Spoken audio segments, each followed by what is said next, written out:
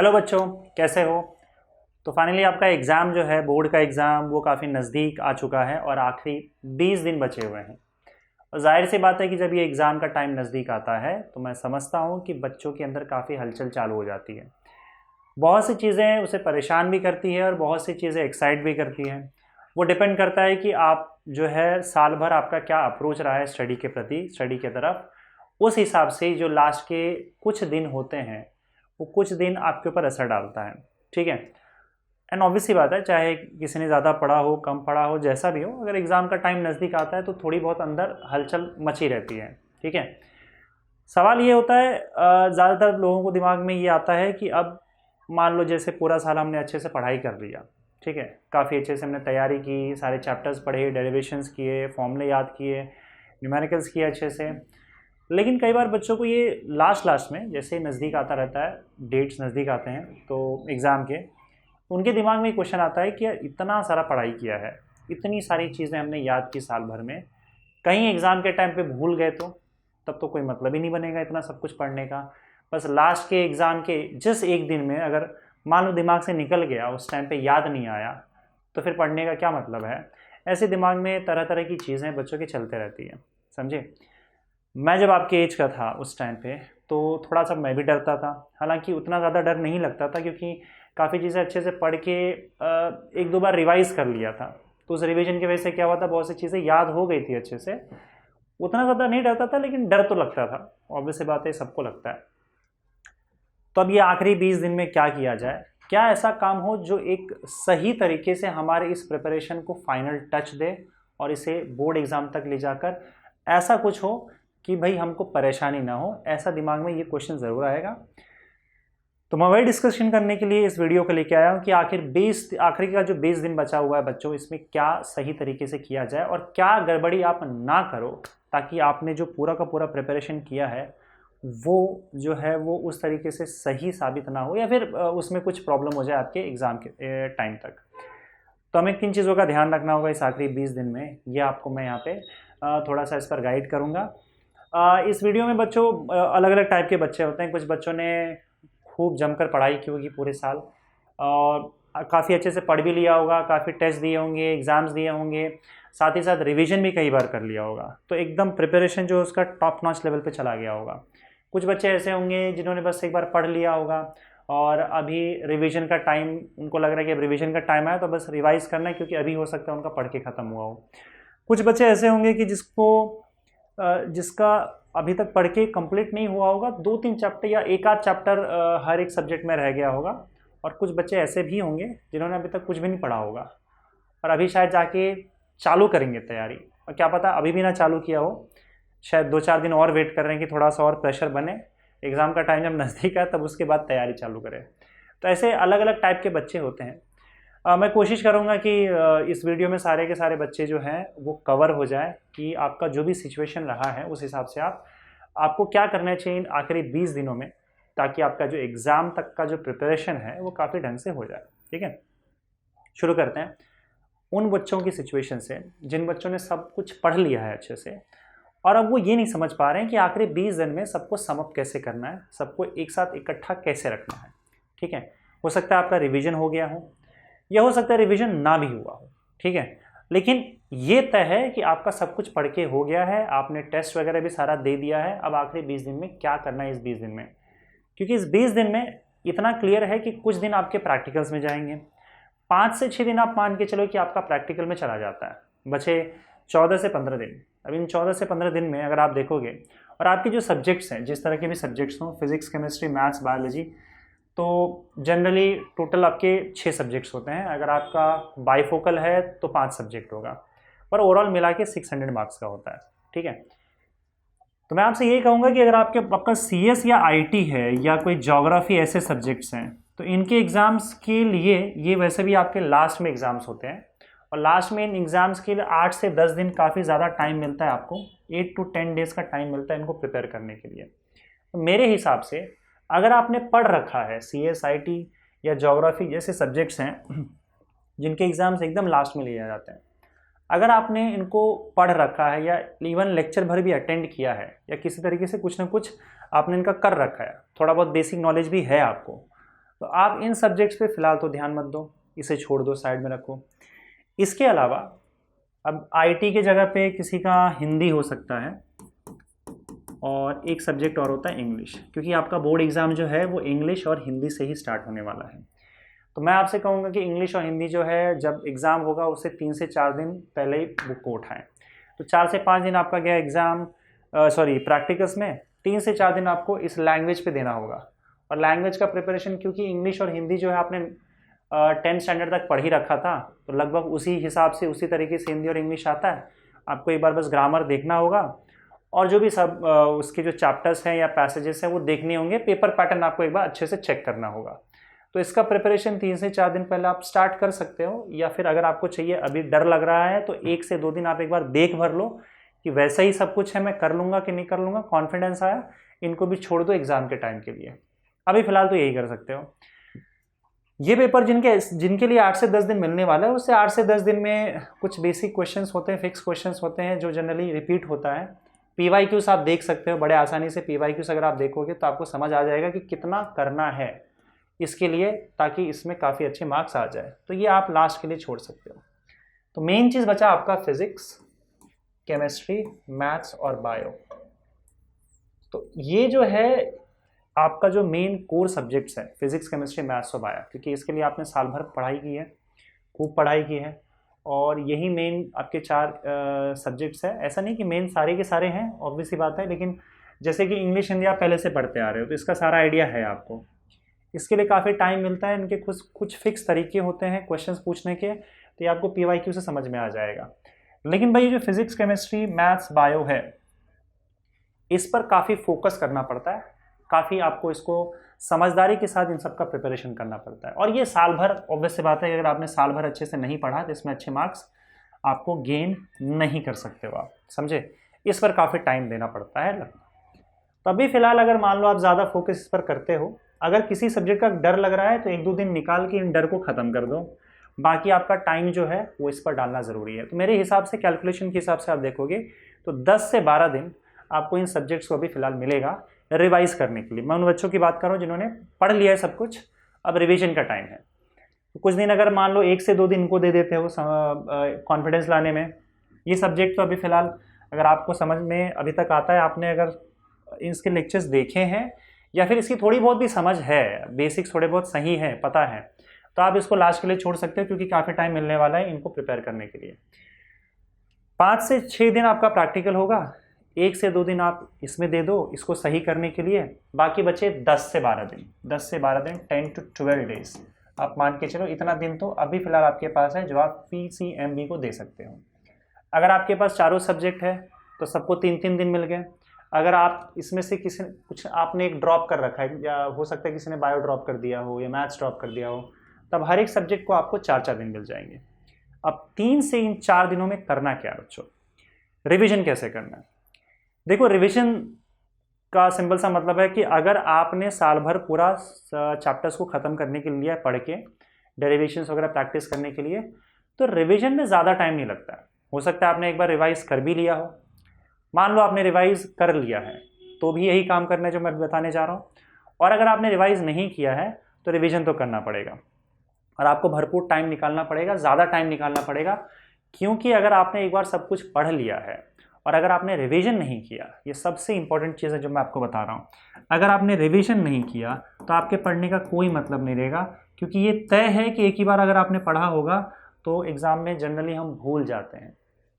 अगर आपने बार बार टेस्ट दिया है, बार बार उसे रिवाइज़ किया है, जैसे मानो कभी कॉलेज में टेस्ट हो गया, कहीं क्लास जाते हो तो वहाँ टेस्ट हो गया, उस दौरान आपने फिर से रिपीट किया है उसको, अगर रिपीट किया तब कोई इशू नहीं है। लेकिन पूरे साल भर में एक ही बार वो चैप्टर पढ़ा, उसके बाद देखा नहीं कभी, तो फिर डायरेक्ट एग्जाम में बैठोगे तो भूलना तो तय है, ये तो आपको भी पता है। लेकिन कई बार क्या होता है ना, मल्टीपल टाइम हम टेस्ट के टाइम पे उसे पढ़ लेते हैं, तो उसको भी मैं रिवीजन में इंक्लूड कर रहा हूँ कि हाँ आपने रिवीजन किया है। तो मतलब ओवरऑल आपको पता है सारी चीज़ें कि क्या है फिजिक्स, केमिस्ट्री, मैथ्स और बायोलॉजी के चैप्टर्स, क्या डेरिवेशंस है वो आप जानते हो, आपने रिपीट किया है कई बार, ठीक है।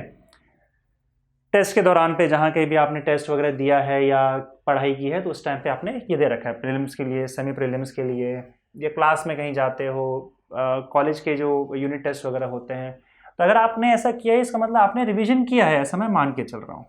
तो अब आप जैसे बच्चों को करना क्या है बताओ।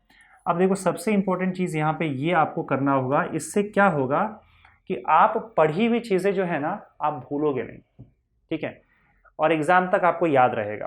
क्या करना है, जितने भी चैप्टर्स हैं ये थोड़ा सा टाइम टेकिंग हो सकता है, लेकिन आपको मेक श्योर करना होगा कि 3 से 4 दिन ही आपको मिल रहा है अभी, इन 3 से 4 दिन में आपको कंप्लीट करना होगा। मान लो ऑन एन एवरेज 15 से 16 चैप्टर्स होते हैं एक सब्जेक्ट में। तो अगर मान लो आपके पास 3 सब्जेक्ट है, 4 सब्जेक्ट है, तो अगर मान लो एक सब्जेक्ट को आपको 3 दिन मिल रहा है, ठीक है, 3 से 4 सब्जेक्ट है, तो आपको एक चैप्टर पर काम करने के लिए कितना दिन मिल गया, या फिर एक दिन में कितने चैप्टर्स को आप पे काम करना पड़ेगा, आपको लगभग 5 चैप्टर्स पे काम करना पड़ेगा। तो आप एक दिन में 5 चैप्टर सामने रखिए, ये मैं मान के चल रहा हूँ कि आपने सब पढ़ रखा है, तो आप फटाफट उसको देखते चले जाओ कि चलो यार डेफिनेशन आता है, एक बार देख लिया आपने, फटाफट याद कर लिया। डेरिवेशंस पूरा सॉल्व करने का टाइम तो नहीं रहेगा, एक बार आप खाली उसको हाथ घुमा लेना आपको कि हाँ चलो ये यहाँ पे सब्स्टिट्यूट करना है, उसके बाद हमारा काम हो जाएगा। और या फिर अगर आपको लग रहा है कोई डेरिवेशन मेरा कमज़ोर है, मेरा अच्छे से प्रैक्टिस नहीं हुआ है, तो उसे प्रैक्टिस भी कर लो लिख के, ठीक है। न्यूमेरिकल्स में भी अगर आपने न्यूमेरिकल्स अब तक नहीं किया है तो ये थोड़ा आपके लिए प्रॉब्लम हो सकता है। तो अभी फिलहाल आप क्या करोगे न्यूमेरिकल्स के लिए, जो टेक्स्ट बुक के सॉल्व एग्जाम्पल्स हैं या सॉल्व एग्जाम्पल सारे, और जो पीछे एक्सरसाइज के पीछे बिना सॉल्व किए हुए हैं, उसमें से जो छोटे छोटे सिर्फ 2-2 लाइन में आंसर जिसके आ जाते हैं, 2-2 स्टेप के ही जो न्यूमेरिकल है वो सारे के सारे कर डालो, ताकि ये मेक श्योर कर पाओगे आप कि 1 मार्क्स से 2 मार्क्स के न्यूमेरिकल्स आपके नहीं छूटेंगे।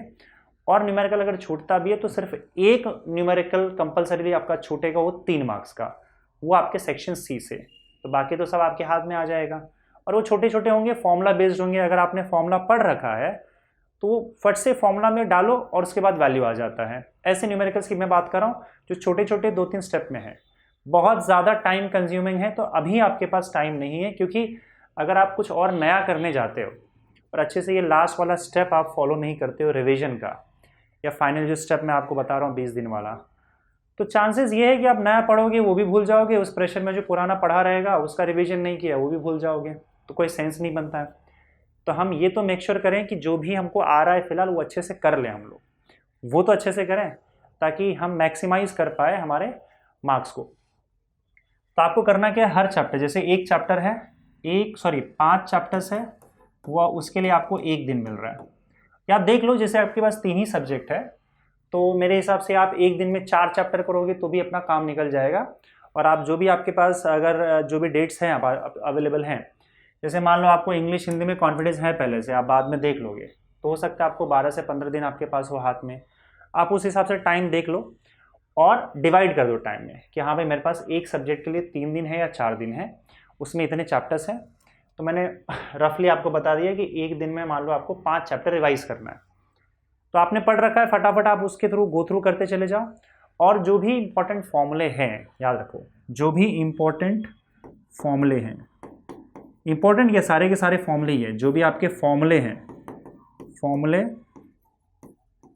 प्लस जो आपके जो भी रिजल्ट्स हैं, मतलब फॉर्मूले तो होगा ही, उसके अलावा आपके पास जो भी इंपॉर्टेंट पॉइंट्स हैं, ऐसे इंपॉर्टेंट पॉइंट्स जो अगर आप लिखो और उसको अगर आप देखो तो आपको पूरा का पूरा डेरिवेशन या चैप्टर ही याद आ जाए।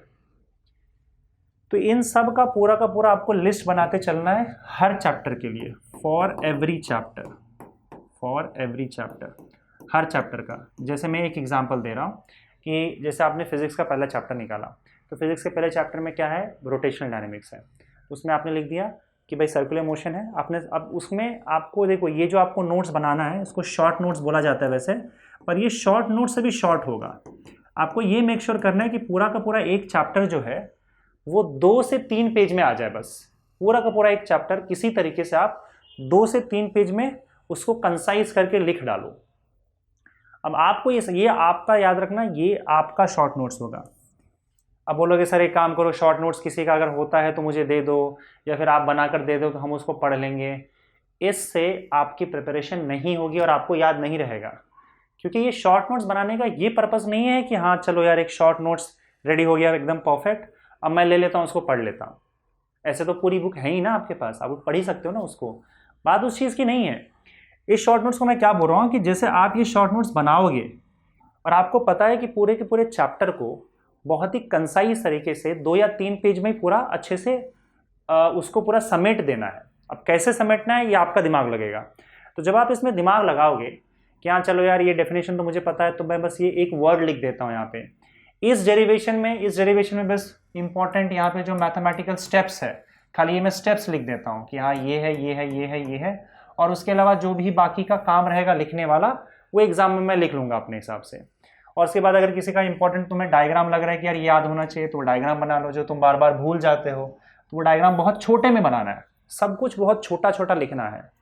क्यों कह रहा हूँ मैं ऐसा, क्योंकि जब सारी चीज़ें बहुत छोटे में समेटी हुई रहती है ना, तो जब आप उसको एक ही बार में देखते हो ना, तो सारा का सारा इन्फॉर्मेशन आपके अंदर चला जाता है उस टाइम पे। पर यही सारा का सारा इन्फॉर्मेशन जो है ना, बहुत सारे पेजेस में लिखे रहेंगे, बड़े बड़े अक्षरों में लिखे रहेंगे, तो वो सब बिखरा पड़ा रहता है, तो दिमाग जो है ना उसे प्रोसेस नहीं कर पाता है। लेकिन अगर मैं पूरी की पूरी किताब, अगर बहुत छोटे छोटे पूरा का पूरा जो आपका फिजिक्स है, अगर मान लो वो 40 से 50 पेज में आपके बहुत छोटी छोटी राइटिंग में आ जाए, तो लगभग जैसे मैं बता रहा हूँ कि एक चैप्टर के लिए आप सिर्फ 2 से 3 पेज लो, तो 2 से 3 पेज पलटोगे ना, तो जब सारा का सारा जो आपका चैप्टर है उसका इन्फॉर्मेशन अगर 2 से 3 पेज में ही समेटा हुआ रहेगा, आप एक बार देखते ही, बहुत बहुत कम जगह पे उसने आपने लिख रखा है ना उसे, तो उसे देखते ही जैसे एक बार आप नज़र दौड़ाओगे तो 5 मिनट में सारा का सारा रिवीजन हो जाएगा आपका। नहीं तो बुक पलटने जाओगे, आपका जो डिटेल नोट्स आपने पूरे साल में बना रखा है वो पलटने जाओगे, तो बड़ा समय लगेगा प्रोसेस करने में। और ये मैं इसलिए करवा रहा हूँ क्योंकि अगर आपने ऐसा काम कर दिया, तो एग्ज़ाम से जस्ट 1 घंटे पहले, 2 घंटे पहले अगर आप पलटते हो, क्योंकि उस समय आपके पास टाइम नहीं होता है पूरा का पूरा बुक देखने का, तो सिंपल सी बात है कि सारा का सारा बुक तो आपके 40 से 50 पेज में लिखा हुआ है, तो आप उसे जब देख लोगे तो सब कुछ अच्छे से फ्रेश याद रहेगा आपके पास, और उस सारे के सारे फ्रेश इंफॉर्मेशन के साथ एग्ज़ाम हॉल में आप एंट्री मारोगे, सब कुछ अच्छे से याद रहेगा और एग्ज़ाम बहुत बढ़िया आ जाता है इस केस में। तो ये काम आपको थोड़ा करना पड़ेगा, और दिन रात बैठ के ये काम थोड़ा सा कर ही लो कि आप पढ़ तो रहे हो अच्छे से, आपने पढ़ लिया और उसका शॉर्ट नोट्स प्रिपेयर करते चले जाओ। ऐसा करना है, अब आपको ये दिमाग लगाना पड़ेगा, क्योंकि जब आप पूरे एक चैप्टर को 2 से 3 पेज में समेटने की कोशिश करोगे तो दिमाग पे थोड़ा जोर पड़ेगा कि कौन सी चीज़ें लिखनी है, कौन से सिर्फ की पॉइंट्स लिखने हैं वहाँ पे, जिससे पूरा चैप्टर मेरे सामने रहे। ठीक है, जैसे किसी बच्चे को कॉन्फिडेंस है कि यार बस ये 1-2 स्टेप मैं लिख देता हूँ और उसको देखूंगा तो सारा का सारा डेरिवेशन मुझे याद आ जाएगा, तो वो सिर्फ वो 1-2 स्टेप ही लिखे सिर्फ, समझे। बाकी सारा का सारा फॉर्मूला का लिस्ट लिख ले, इंपॉर्टेंट पॉइंट्स लिख ले, जिससे सारे चैप्टर आपको ऑन द स्पॉट उस 2 से 3 पेज में मिल जाएगा। ये अगर आप हर चैप्टर का कर लेते हो तो इसका मतलब आपका रिविजन और लास्ट का जो आपका फाइनल टच है वो सक्सेसफुल होगा, समझे। एग्ज़ाम से 1 घंटे पहले, 1.5 घंटे पहले, एग्ज़ाम के हॉल में जब आप एंट्री मारते हो तो बाहर जब खड़े रहते हो तो आधे घंटे पहले वो सारे जो भी आपने नोट्स बना रखे हैं एक एक करके एक बार देख लो, सारे फॉर्मूले देख लिए, इंपॉर्टेंट पॉइंट्स देख लिए, सब कुछ याद है, और इस मेमोरी के साथ आप एग्ज़ाम में एंट्री मारोगे। ठीक है, एग्ज़ाम हॉल में। ये तो उन बच्चों की बात हो गई, और यही तरीका आपको सब करना है। ये सबसे इंपॉर्टेंट चीज़ है, आपको ध्यान में रखना बच्चों, क्योंकि ये रिवीजन का बेस्ट तरीका जो मुझे लगता है, जो मैं अपने टाइम पे किया करता था और चीज़ें मुझे काफ़ी अच्छे से याद होती थी। ठीक है, और कई सारे बच्चों को मैंने देखा भी है, जो ढंग के बच्चे मैंने देखे हैं उनका अपना ये नोट्स हमेशा रेडी रहता है, और ये तुम्हारा नोट्स होगा, क्योंकि आप बनाओगे जब जोर डाल के, तो आप एक एक पॉइंट पर फोकस करके लिखोगे। जब आप एक एक पॉइंट पे फोकस करके लिखते हो, 3 पेज में सारा चैप्टर समेटने की कोशिश करोगे, तो आपका माइंड उस टाइम पे एक्टिव रहेगा, और उस एक्टिव माइंड के साथ फोकस बहुत बढ़ा रहेगा, बहुत ज़्यादा फोकस के साथ आप ये काम करोगे। इससे क्या होगा, और आपका लिखा हुआ नोट्स ही आपके सामने रहेगा, तो आपने किस सिचुएशन में कैसे लिखा था, तो उस समय वो सिचुएशन आपको बाद में याद आ जाएगा, और उस समय आप, क्योंकि आप एक हिसाब से समझ लो नोट्स बना रहे हो, तो पढ़ भी रहे हो, रिवाइज भी कर रहे हो, तो जब आप उसी हैंडराइटिंग में, अपने हैंडराइटिंग में बाद में देखोगे, तो आपको सब कुछ एकदम फ्रेश याद आ जाएगा। किसी और का लिखा हुआ कोई सेंस नहीं बनता है, क्योंकि किसी और ने किसी और तरीके से या अपने तरीके से लिखा है, कि उसे कैसे याद रहेगा, तो मेरे हिसाब से शायद आपके काम का नहीं होगा। और सारा काम जो है 99% काम आपको खुद करना होगा, समझे, तो ही चीज़ें याद रहेंगी। किसी और की लिखी हुई चीज़ें, किसी और का लिखा हुआ कुछ ले लिया, ऐसे नहीं होता इस केस में, तो फिर आपके भूलने के चांसेस ज़्यादा होंगे, क्योंकि बहुत बड़ा सिलेबस होता है। ये वो 10th स्टैंडर्ड की तरह नहीं है कि एक बुक मिल गया, फटाफट हमने याद कर लिया और एग्जाम में चले गए। यहाँ का सिलेबस वास्ट है। जब आप 12th स्टैंडर्ड में आते हो, आपने फ़र्क देखा होगा 10th और 12th में, बहुत वास्ट सिलेबस है। तो सारी चीज़ों की समझ रखनी पड़ेगी और बहुत से काम आपको खुद ही करने होंगे, तो ही चीज़ें याद रहने वाली एग्जाम तक। ठीक है, तो ये काम तो मैंने बता दिया। न्यूमेरिकल्स अगर प्रॉब्लम है तो उसका मैंने सोल्यूशन बता दिया कि आप छोटे छोटे न्यूमेरिकल्स सारे कर डालो, पर सारे कर डालना, ठीक है, और थियरी पार्ट पूरा कर डालो। आप मैक्सिमम नंबर जो है वो अटेम्प्ट कर सकते हो एग्जाम में। अच्छा, जो बच्चे जिन्होंने अभी अभी पढ़ाई खत्म की है और जिनका एक आध चैप्टर रह गया है, तो आप ये मेक श्योर करो कि अगले 3 से 4 दिन में वो खत्म हो सकता है तो ठीक है, नहीं तो अगर मान लो बहुत बड़े बड़े चैप्टर्स है, जैसे फिजिक्स में मान लो आपका इलेक्ट्रोस्टैटिक्स ही रह गया, तो अब इलेक्ट्रोस्टैटिक जैसा चैप्टर ऐसा चैप्टर नहीं है वो कि अब आप उसे पढ़ो, तो आप उसे छोड़ ही दो। मान लो केमिस्ट्री में इलेक्ट्रोकेमिस्ट्री है, कभी देखा ही नहीं पूरे साल भर में, अभी जाके पढ़ना चालू करने वाले हो तुम, तो हो सकता है, देखो ये मैं अपने तरफ से राय दे रहा हूँ, हो सकता है कि आप बहुत ही ब्रिलियंट हो और कोई बहुत ही ब्रिलियंट टीचर आपको मिल जाए जिसने एक दिन में ही सारा कॉन्सेप्ट क्लियर कर दिया हो, उसका कोई वन शॉट लेक्चर हो, एकदम ब्रिलियंट तरीके से आपको पढ़ा दिया और आपका सब क्लियर हो गया हो, तो हो सकता है आप कर लो एक दिन में। लेकिन मोस्ट ऑफ द केसेस में कैसे मैंने बच्चों को देखा है कि अगर उतना क्लियर नहीं है और समझ में नहीं आ रहा है पढ़ते समय, तो ऐसे चैप्टर्स इलेक्ट्रोकेमिस्ट्री हो गया या फिजिक्स में इलेक्ट्रोस्टैटिक्स हो गया, ये सब चैप्टर अभी पढ़ने लायक नहीं है, क्योंकि आपको समय जो बाकी पढ़ा है आपने, 90% जो सिलेबस आपने पढ़ रखा है उसका रिवीजन और ये टेक्निक ये ज़रूरी है फॉलो करना, नहीं तो वो भी भूल जाओगे। मान लो एक दिन में आप खत्म कर लेते हो, अगर ऐसा कुछ होता है तो ठीक है, नहीं तो आपको ज़्यादा टाइम नहीं देना है, क्योंकि आपके पास वैसे भी टाइम कम बचा हुआ है। और आपको भी ये टेक्निक यूज़ करना है, आप रिवीजन चालू करो और उसके बाद ये शॉर्ट नोट्स वाला जो तरीका मैंने बताया आपको, हर एक चैप्टर को की पॉइंट्स के साथ, फॉर्मूले के साथ 2 से 3 पेज में आप देख लो कैसे ख़त्म हो जाए, ताकि जब मैं बस उसे पलटूँ, देखो ऐसा भी हो सकता है किसी बच्चे को इतना डेरिवेशन उसने सॉल्व कर रखा है, इतना डेरिवेशन का प्रैक्टिस कर रखा है उसने कि उसे पता है क्या कैसे करना है, तो हो सकता है कि वो सिर्फ टॉपिक्स लिखे कि अच्छा ये टॉपिक है, उसके नीचे डायग्राम बना लिया उसने और उसके बाद कुछ ना लिखे, मैथमेटिकल स्टेप के लिए वो कॉन्फिडेंट है, तो वो ना लिखे, कोई प्रॉब्लम नहीं है। मैं बस ये चाहता हूँ कि आपके अपने हिसाब से आपको क्या प्रेफरेबल होगा, जिससे आप एक बार देखो तो सारी चीज़ें याद आ जाए, तो आप उस हिसाब से अपना शॉर्ट नोट्स बनाओ। ये आपका शॉर्ट नोट्स होगा आपको याद रखने के लिए एग्ज़ाम के जस्ट कुछ समय पहले, जिससे चीज़ें आप भूलो नहीं, ठीक है। ये अपने हिसाब से बना लो। बस मैंने हिंट ये दे दिया कि पूरा का पूरा जो चैप्टर है 2 से 3 पेज में, उससे ज़्यादा आपको नहीं करना है। आप छोटा छोटा लिख के अगर डेरिवेशन पूरा लिख सकते हो, अगर आप देख लो वैसे, अगर ऐसा काम कर सकते हो तो ठीक है, वरना जनरली कैसा ना कि सारा का सारा डेरिवेशन लिखने में थोड़ी दिक्कत तो होगी, क्योंकि 2-3 पेज में पूरा चैप्टर लिखना थोड़ा सा मुश्किल है। आप उन डेरिवेशन के सिर्फ इंपॉर्टेंट पॉइंट्स हाईलाइट कर सकते हो या इंपॉर्टेंट मैथमेटिकल स्टेप्स जो होते हैं वो हाईलाइट करके लिख सकते हो, कोई दिक्कत नहीं उसमें। बाकी जो सारे अगल बगल की चीज़ें हैं, सजावट की चीज़ें हैं, वो आप अपने हिसाब से एग्जाम में देख लो, कोई प्रॉब्लम नहीं है, तो आप ये काम कर सकते हो। पर ये इंपॉर्टेंट है, ये करना ज़रूरी है, जिससे आपको आपका फोकस बढ़ेगा। एक तो पूरे फोकस के साथ ये काम करोगे, आप बिना फोकस के कर ही नहीं पाओगे, और उस फोकस की वजह से दिमाग में चीज़ें बहुत अच्छे से बैठ जाएंगी और आप भूलोगे नहीं। और लास्ट में एग्ज़ाम के टाइम पे आपके पास बहुत छोटी सी चीज़ होगी जिसको आपको पलटना है 1 घंटे पहले, तो वो और अच्छे से याद हो जाएगा, एकदम परमानेंट हो जाएगा आपके दिमाग में, एटलीस्ट एग्ज़ाम के दिन तक, ठीक है। तो वो बच्चे भी यही काम करें। अब बच्चे लास्ट के बच्चे जिन्होंने अब तक कुछ भी पढ़ाई नहीं किया है, तो पहली बात तो मैं ये बता दूं कि अगर आपने कुछ भी पढ़ाई नहीं किया है तो कुछ बहुत बड़ा और बहुत अच्छा मार्क्स अगर आप एक्सपेक्ट कर रहे हो तो ये भी गलत है, ठीक है। मैं देखो डायरेक्टली बोल दे रहा हूँ, हो सकता है आपको बुरा लगे, लेकिन इसमें बुरा मानने वाली कोई बात नहीं है, कोई बुरा मानने वाली बात नहीं है, लेकिन थोड़ा सा मेरे हिसाब से एक्सपेक्टेशन ही गलत होगा। अगर कोई बच्चा साल भर पढ़ रहा है, सब कुछ उसने किया, उसने रिवीजन किया, बार बार मल्टीपल रिविजन्स किए, अब जाके वो पूरी तरह से तैयार हुआ है, बार बार टेस्ट दिया, अच्छा परफॉर्म किया हुआ है, और उसके सामने आप अगर ये उम्मीद लेके आ रहे हो कि चलो यार 20 दिन बचा हुआ है, अब तो मुझे टॉप मारना है, तो ये कहीं ना कहीं उनके साथ तो गलत हो ही जाएगा ना। और फिर आप क्या करते हो ना, सबसे बड़ी प्रॉब्लम क्या हो गई ना कि आप उन यूट्यूबर्स को देखते हो, ढूंढने की कोशिश करते हो, जो आखिरी 20 दिन में ना ऐसा कुछ चमत्कार वाला आपको क्वेश्चंस दे दे, ऐसा दे दे कि हाँ चलो यार यही क्वेश्चन पेपर में आएगा, और वो इतने कॉन्फिडेंटली बोलते भी है, ऐसा लगता है कि हाँ वही क्वेश्चन पेपर बनाया है उन्होंने, मतलब इन्हीं से पूछ के क्वेश्चन पेपर बनाया गया कि ये लो 15 क्वेश्चन कर लो, यही एग्जाम में आने वाला है, ये लो 50 क्वेश्चन है, इसी 50 क्वेश्चन में से पेपर बनने वाला है। ऐसा कुछ नहीं होता है, हो सकता है कि उसका तुक्का लग जाए, चांसेस है, लेकिन ये बहुत गलत चीज़ है। आपको ये आगे हमेशा हमेशा तकलीफ ही देने वाला है, क्योंकि आप क्या कर रहे हो ना, चीज़ों से भाग रहे हो। जो चीज़ों से भागेगा उसका मतलब वो कमज़ोर है, और आगे अगर मान लो कोई बड़ी मुसीबत आती है तो फिर उसे झेल नहीं पाएगा वो। तो मेरे हिसाब से शायद अगर कोई ऐसा करे तो वो आपको कमज़ोरी बना रहा है।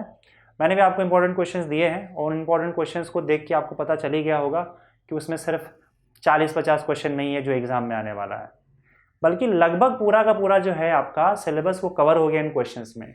वो क्वेश्चंस देने का मेरा एम ही यही था कि आपको एग्जाम में पता चले कि किस टाइप का क्वेश्चंस आता है, समझे?